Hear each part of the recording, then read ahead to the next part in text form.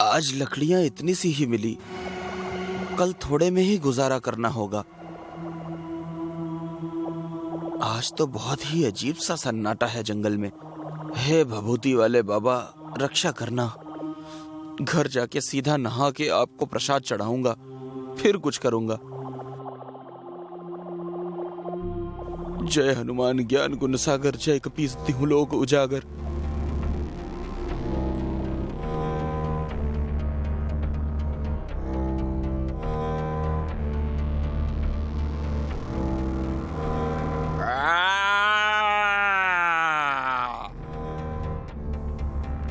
हे भगवान, ये आवाज कैसी? ये तो बहुत ही डरावनी आवाज है। जल्दी से निकल यहां से रघु।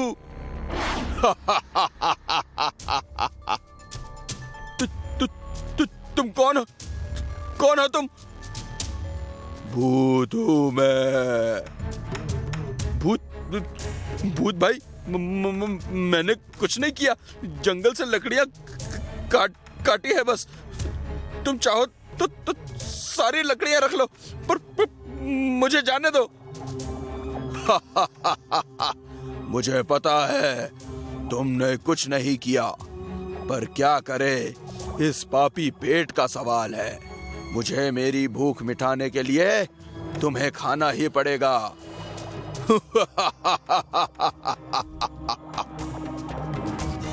भूत भाई, ये रावण के जैसे हंस के डराओ मत। मुझे यहाँ से जाने दो प्लीज। घर पर मेरी बीवी मेरा इंतजार कर रही है। अबे पागल है तू? बीवी घर पर पति के आने का इंतजार नहीं करती। तो तू किसका करती है?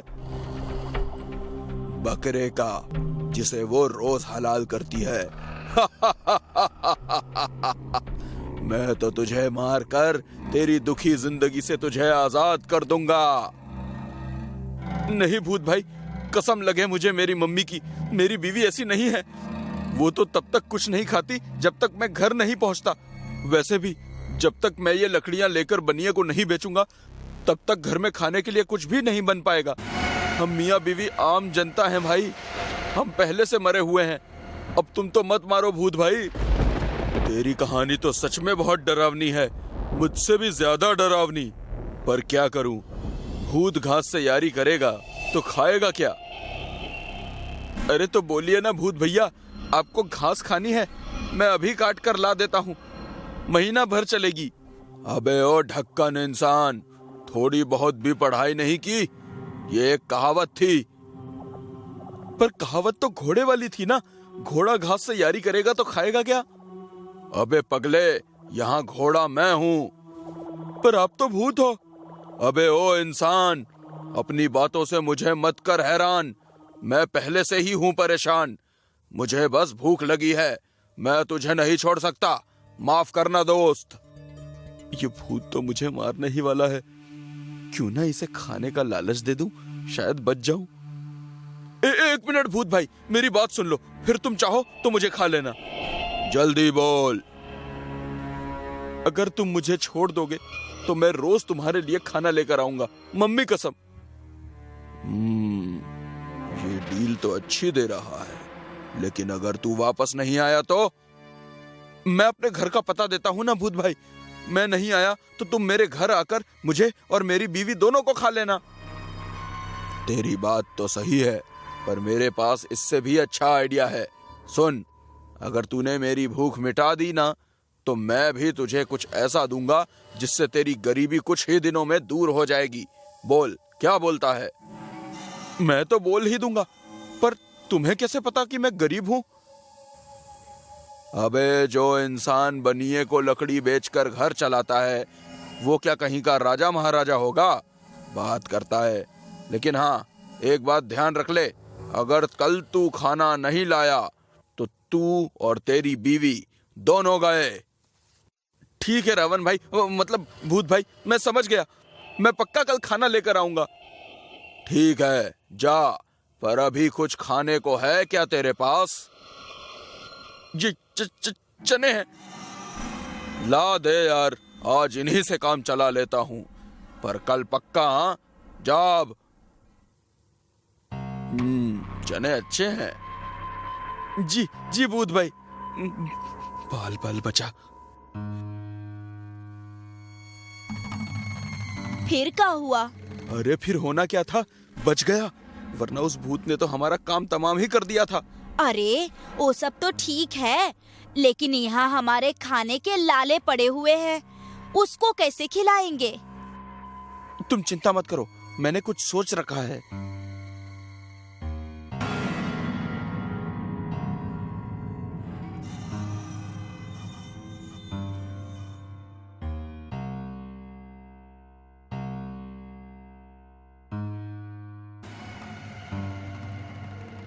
बहुत तबाही मचा रखी थी तुम लोगों ने, हमारा सारा खाना चट कर जाते थे। अब देखना बेटा, मैं तुम सबको कैसे चट करवाता हूँ। अरे यहाँ किससे बात कर रहे हो? भूत भाई के खाने से।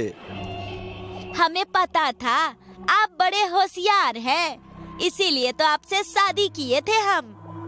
मुझे पता है तू मेरा खून पीने से पहले मुझे बटर लगा रही है, पर कोई नहीं, तेरा ही हूँ। आता हूँ भूत भाई को खिला के, उसके बाद काम की सुध लूंगा।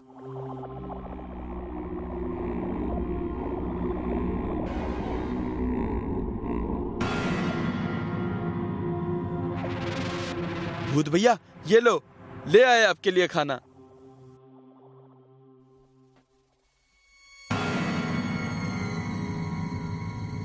भूत भाई मैं जाऊं क्या? मैं तुम्हारी ईमानदारी से बहुत खुश हुआ, ये लो तुम्हारा इनाम।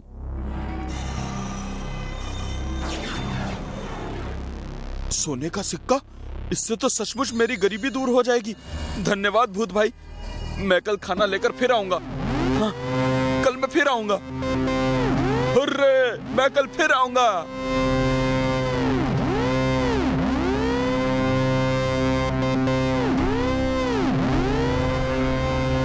ये गुलाबिया देख तो, सोने का सिक्का। अब अपनी गरीबी हमेशा के लिए दूर हो जाएगी, हम अमीर हो जाएंगे।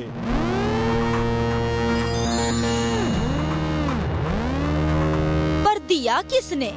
अरे और कौन देगा, भूत भाई ने दिया है। असली है ना? अरे 100% असली है, इंसान धोखा दे सकता है, भूत नहीं। छोड़ो अब ये सब, तू चूल्हा जला, मैं इसे सोनार के यहाँ बेचकर कुछ खाने को लेकर आता हूँ।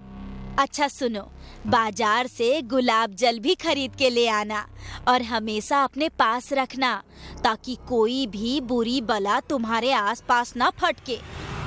ठीक है।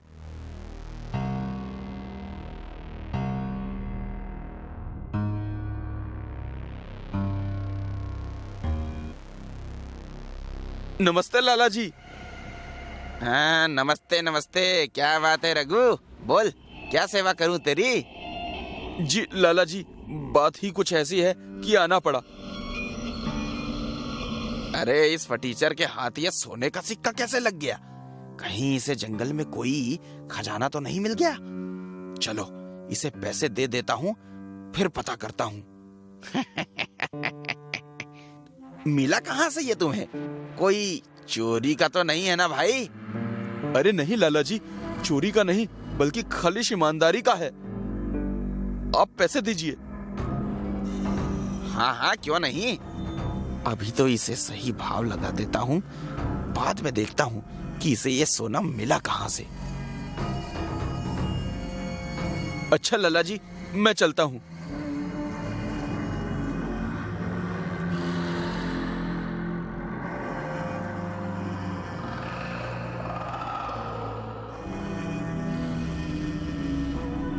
ये देख गुलबिया, क्या लाया मैं तेरे लिए, महीने भर का राशन, मीठा नमकीन।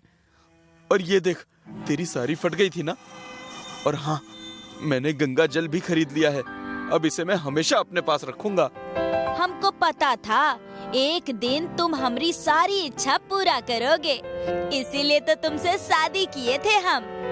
अच्छा अब कुछ खाने को बनाओ, बहुत भूख लगी है, कल सुबह काम पर निकलना है।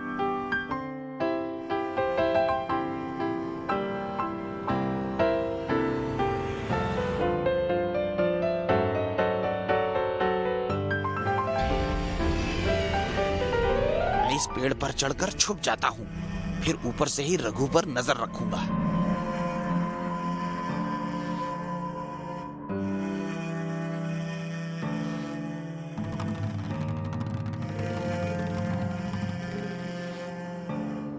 गुलबिया, मैं इन्हें भूत भाई को खिलाकर आया।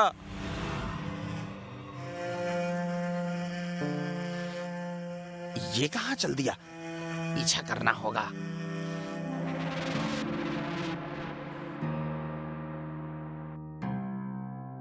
भूत भाई, ये लो खाना आ गया, वो भी एकदम ताजा ताजा।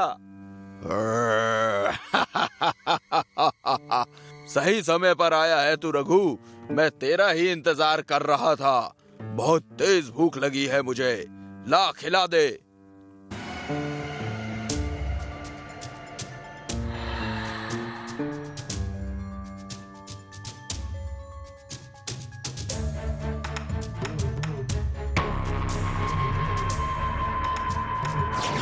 अरे भिखारी, मेरे होते हुए तुम रखोगे सोना? ये सोना मेरा है, मेरा। चल अब सिक्का दे दे मुझे, वरना मैं तुझे जान से मार दूंगा। दे मुझे। लाला जी लालच में आकर मेरे पीछे पड़ गए। अगर कल किसी और को भी पता चला तो वो भी मेरे पीछे पड़ेगा। आखिर मैं ऐसे कब तक भूत के चंगुल में उलझा रहूंगा? अगर किसी दिन भूत को खाना नहीं मिला तो वो मुझे ही खा जाएगा। कुछ भी हो, अब इस झंझट से मुझे बचने के लिए कोई ना कोई उपाय निकालना ही पड़ेगा। अरे हाँ, मेरे पास तो गंगा जल है, इससे तो भूत भाई को मुक्ति मिल सकती है। क्या सोच रहा है रघु? तू मुझे ये सिक्का देगा या जान से जाएगा? अरे लाला जी, मुझे मारिएगा तो सिर्फ एक सोने का सिक्का मिलेगा। अगर आपको ज्यादा सिक्के चाहिए तो आप अंदर जाकर ले लीजिए। अंदर जाकर बोलिए। क्या बोलूं अंदर जाकर? ज्यादा कुछ नहीं, आप बस बोलिएगा, मैं भोजन हूँ, मुझे सिक्का दो। ये बोलने पर सिक्का मिल जाएगा? हाँ मिल जाएगा। और हाँ, ये जल भी रख लीजिए। जल्द ही मेरे पास सोना ही सोना होगा। कितनी खुशी हो रही है ये सोचकर। मैं भोजन हूँ, मुझे सोने का सिक्का दो। भोजन? तुझे रघु ने भेजा है क्या? हाँ, रघु ने भेजा है। अब मुझे सिक्का दो, वरना मैं तुम्हें जान से मार दूंगा।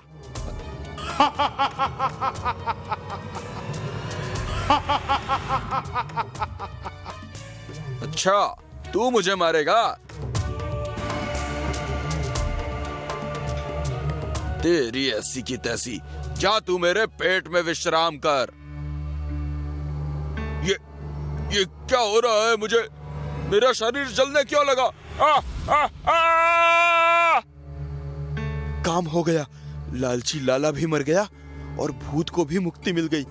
अब मैं पूरी मेहनत से काम करके पैसे कमाऊंगा। मिस्टर शर्मा के घर बेटी की बारात आई हुई थी। वे उसका स्वागत करने में व्यस्त थे। तभी उनके पूरे घर में अफरा तफरी मच गई। मिसेस शर्मा चिल्लाते हुए वहां आई और मिस्टर शर्मा का हाथ पकड़कर उन्हें अपने साथ कहीं ले जाने लगी। उनका ये रवैया देखकर सभी हैरान थे। दुल्हा भी उनके पीछे पीछे सच्चाई जानने के लिए गया तो उस कमरे में पहुंचकर उसके होश उड़ गए। पूरे कमरे में खून फैला हुआ था और उसकी होने वाली दुल्हन मृतावस्था में पड़ी थी। उसका पूरा शरीर जगह जगह से कटा हुआ था। पूरी ज्वेलरी सामान सब कुछ बिखरा हुआ था और वहां से शादी का लाल लहंगा गायब हो चुका था। कोई पुलिस को बुलाओ, ये क्या हो गया मेरी बेटी के साथ? कहते हुए वो जोरों से रोने लगी। इंस्पेक्टर ने जब वहां आकर देखा तो वो खुद भी बहुत हैरान थे। लाश की हालत इतनी ज्यादा खराब थी कि यदि वो घर पर नहीं होती तो पहचानना मुश्किल होता। ये सब क्या हो रहा है? कुछ समझ में नहीं आ रहा है। शहर में इस तरह का ये चौथा केस है। दुल्हन का इतना बेरहमी से खून कर दिया गया और सारी ज्वेलरी वहीं पर पड़ी हुई है, मगर लहंगा गायब है। कौन हो सकता है इन सब के पीछे? दूसरी तरफ मीरा आज बहुत खुश थी। 4 दिनों के बाद उसकी शादी थी। सभी लोग शादी की तैयारी में व्यस्त थे, मगर सबके मन में कहीं ना कहीं शहर में होने वाली घटनाओं को लेकर असमंजस की स्थिति बनी हुई थी। क्यों ना हम लोग कहीं और जाकर शादी करें। मैं अपनी बेटी की जिंदगी के साथ कोई रिस्क नहीं ले सकती हूँ। यहाँ पर सब कुछ बुकिंग हो चुकी है। कहीं और जाकर नए सिरे से सब कुछ बुक करना होगा और दोबारा शादी की सारी तैयारी करना लगभग नामुमकिन सा है। हम लोग शादी यहीं पर करेंगे और मीरा की सुरक्षा की विशेष व्यवस्था कर लेंगे। कोई चोर हो तो उससे रक्षा की जा सकती है, मगर आत्मा से कैसे आप मेरी बेटी को बचाओगे? तुम भी दूसरे लोगों की तरह बेवकूफों जैसी बातें कर रही हो। ये आत्मा वगैरह कुछ नहीं होता, लोगों का फैलाया हुआ भ्रम है। दोनों बातें कर ही रहे थे कि तभी मीरा वहां पर आ गई और अपनी शादी का लहंगा उन दोनों को दिखाने लगी। माँ, देखो ये लहंगा कितना सुंदर है। बुटीक वाले ने इस पर कितना सुंदर जरदोसी का वर्क किया है। सच में बहुत सुंदर है। शादी वाले दिन जब तू इसे पहनेगी तो एकदम राजकुमारी सी लगेगी। कहते हुए उन्होंने आगे बढ़कर अपनी बेटी को गले लगा लिया, मगर उनके मन में कहीं ना कहीं संशय जरूर था। वे अपने पिता की ओर देखते हुए इशारे में उन्हें अपना निर्णय बदलने के लिए कह रही थी। आंखों ही आंखों में उसे शांत रहने के लिए कहा, बेटा, एक बार इस लहंगे को पहनकर देख लो। कोई फिटिंग की प्रॉब्लम होगी तो अभी 4 दिन का समय है, सब कुछ अच्छे से ठीक हो जाएगा। हाँ पापा, वो तो मैंने सोचा ही नहीं, एक बार ट्राई करके आ जाती हूँ। कहते हुए मीरा अपने कमरे में गई और अपना शादी का लहंगा पहनकर कांच में खुद को निहार ही रही थी कि उसे कांच में किसी और की परछाई नजर आने लगी। उसने चौंक कर पीछे देखा तो वहां पर कोई नहीं था। उसे लगा कि वो उसके मन का भ्रम होगा। वह लहंगा पहनकर अपनी मम्मी पापा को दिखाने के लिए हॉल में चली गई। कमरे में खिड़की के पास लगी हुई विंड चाइम जमीन पर गिर गई और कमरे की लाइट्स अपने आप बंद चालू हो रही थी।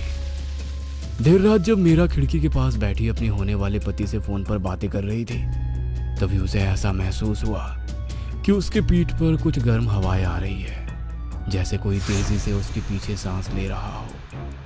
बाहर सर्दी का मौसम है और खुली हुई खिड़की, ऐसे में पीठ पर गर्म हवा महसूस होते ही वो मुस्कुराते हुए बोली, मुकुंद के बच्चे, चुपचाप मेरी बातें सुनता है? रुक, तुझे अभी बताती हूँ मैं। कहते हुए वो अपने भाई को मारने के लिए पलटी तो पीछे कोई नहीं था।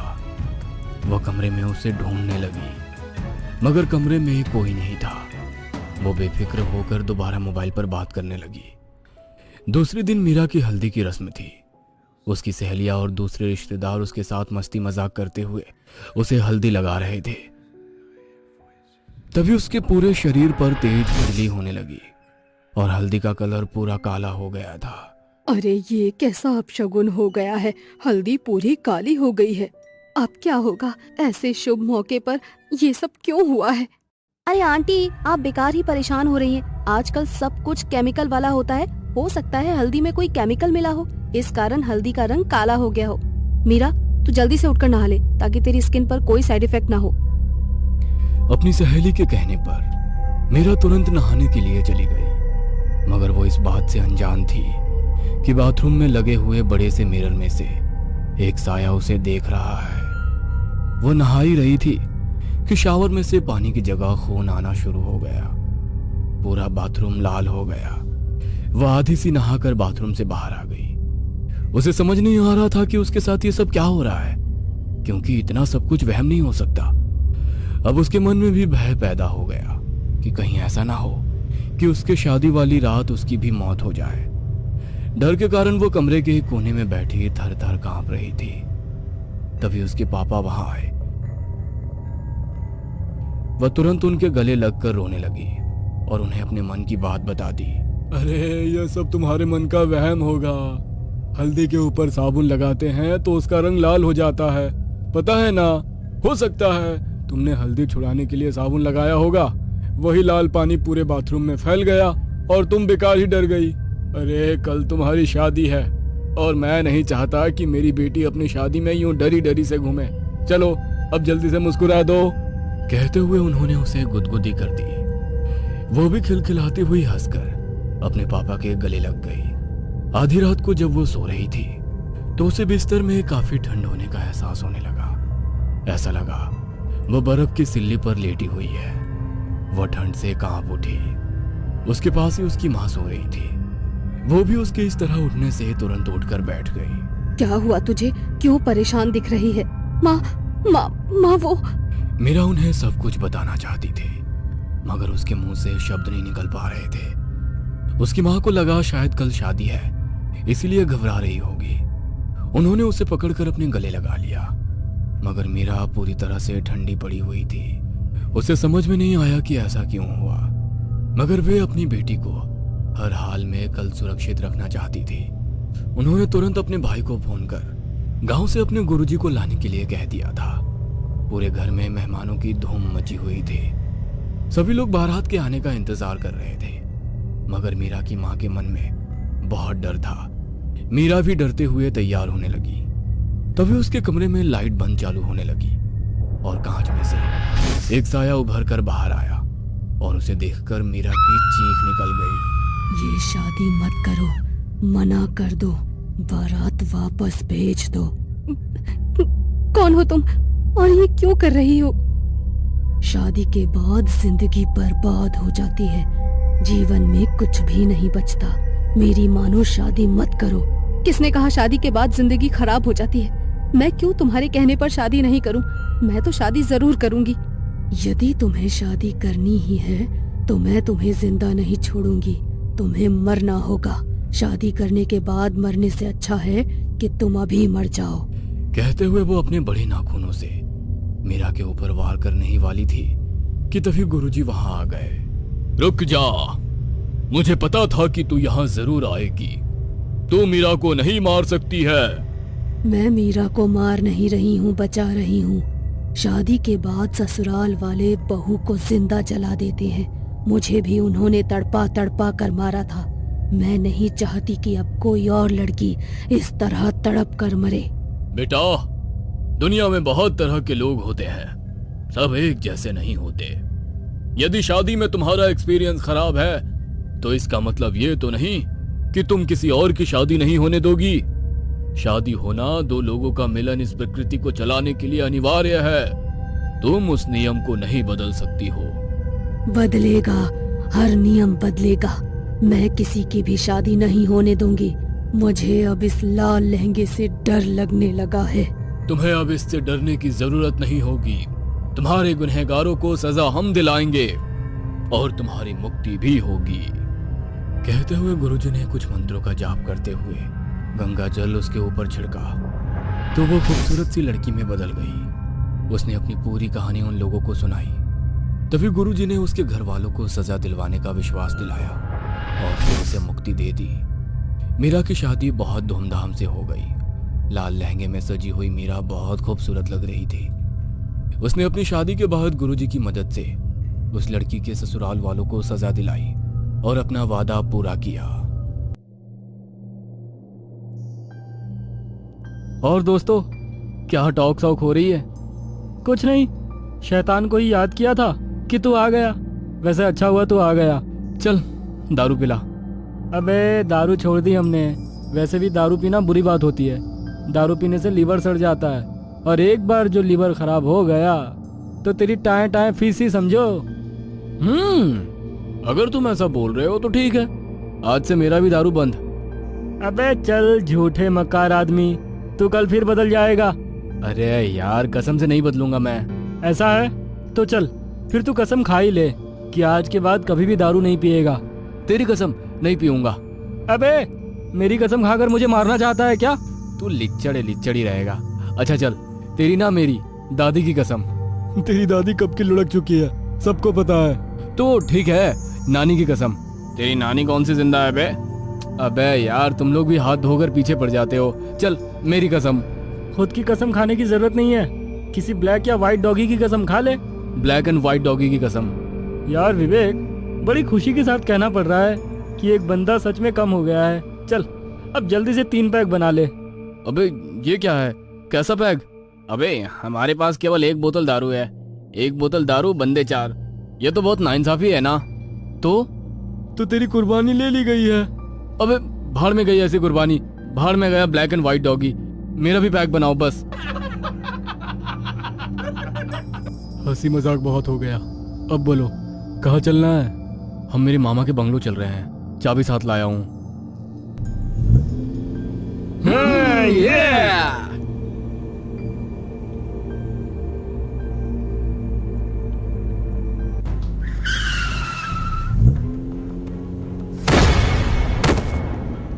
अबे ओ पागल, खुद भी मरेगा दूसरों को भी मारेगा। हाँ तो क्या बोल रहा था तू बुड्ढे? ओ बुड्ढे, बोल अब क्या बोल रहा था? तुम लोगों ने मेरी रोजी रोटी का नुकसान किया है, इसकी भरपाई कौन करेगा? ये तो तुझे बोलने से पहले सोचना चाहिए था ना। जो बच गया है उठा और निकल, और आगे से ध्यान रखना, अपनी औकात से बाहर जाकर हम जैसे अमीरों से पंगा लेने की कभी भी कोशिश मत करना। हम तो सोचे थे कि बोलने में तेरी घिग्गी बन जाती है, पर तू तो तेज धार जुबान वाला है। ये लोग ऐसे ही जुबान समझते हैं, आज के बाद हम जैसों से कभी नहीं उलझेगा।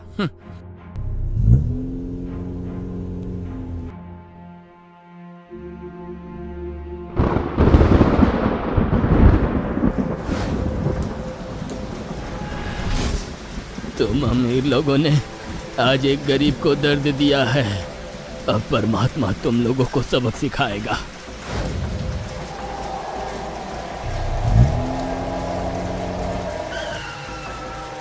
तुम लोग बॉक्स लेकर आओ, मैं दरवाजा खोलता हूँ।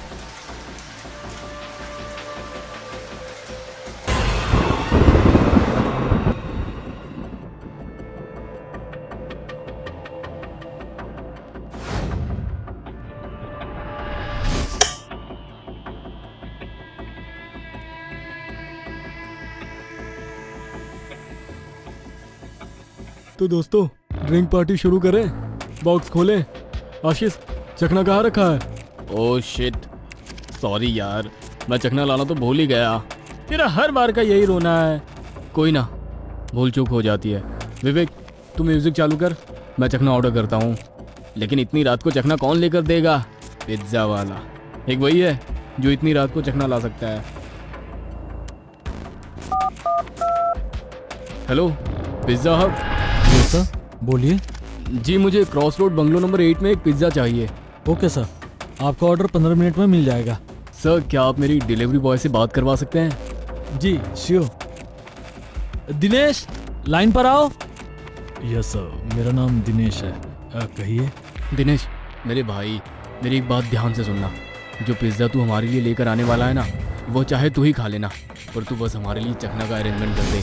उसके पैसे ले जाना, अलग से 500 की टिप भी ले जाना। Okay sir.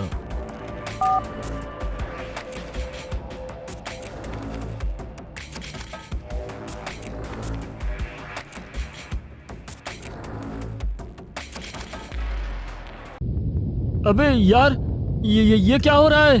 बिना पिए ही घर कैसे हिलने लग गया? कहीं इस घर में भूत तो नहीं? भूत नहीं, भूकंप आया है। देखना, कुछ देर बाद सब ठीक हो जाएगा। मैंने कहा था ना भूकंप है। देखो, सब ठीक हो गया है ना। लगता है चखना वाला आ गया, मैं देखता हूँ। सर, आपने चखना और पिज्ज़ा ऑर्डर किया था।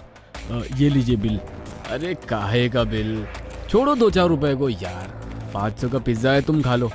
सर, क्यों गरीब से मजाक कर रहे हैं? पिज्ज़ा और चखना मिलाकर टोटल 800 रुपये हुए। आप मुझे पैसे दीजिए, मुझे और डिलीवरी करनी है। तो फिर जाओ ना, रोका किसने है? सर प्लीज़ पैसे दे दीजिए। क्या पैसा लगा रखा है रे तू? हाँ, जिस शॉप से तू पिज्ज़ा लेकर आया ना, उस शॉप को मैं ये खड़े खड़े खरीद सकता हूँ, और रातों रात 100 दुकान खड़ी कर सकता हूँ। क्या समझा? सर, आपको जो खरीदना है खरीद लीजिए, जो बनाना है बनाइए, लेकिन फिलहाल 800 रुपये दे दीजिए। तुझे 800 रुपये चाहिए? आजा अंदर, मैं देता हूँ। बचाओ बचाओ।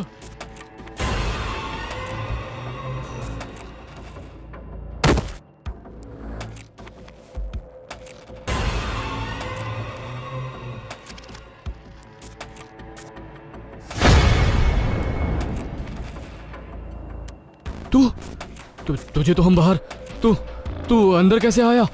बदला लेने आया हूँ। पहचाना नहीं? नकुल? नकुल, हाँ मैं। लेकिन तुम तो मर चुके हो। हाँ, मर चुका हूँ, लेकिन मेरे मरने का कारण तो तुम चारों अमीर बिगड़ैल घमंडी लड़के ही थे। उस दिन भी तुम लोगों ने मेरे साथ वही किया था जो आज किया। याद है ना तुम सबको कि भूल गए?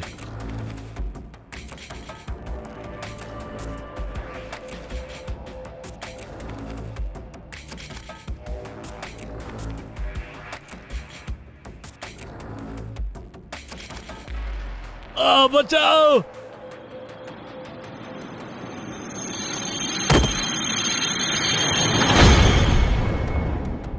हमें माफ कर दो नकुल, हमसे बहुत बड़ी गलती हो गई। मैंने भी उस दिन बहुत हाथ पैर जोड़े थे, पर तुम लोगों ने मेरी एक नहीं सुनी। मेरी गरीबी का मजाक उड़ाते रहे, इसलिए आज मैं तुम लोगों की नहीं सुनूंगा। बचाओ, बचाओ, बचाओ, बचाओ, बचाओ। तुम लोग कितना भी चिल्लाओ, गला फाड़ लो, लेकिन कोई भी बचाने के लिए नहीं आने वाला, क्योंकि आज तुम चारों घमंडी लोगों की मौत निश्चित है। परमात्मा ने इंसाफ कर दिया। बचाओ, बचाओ, बचाओ, बचाओ।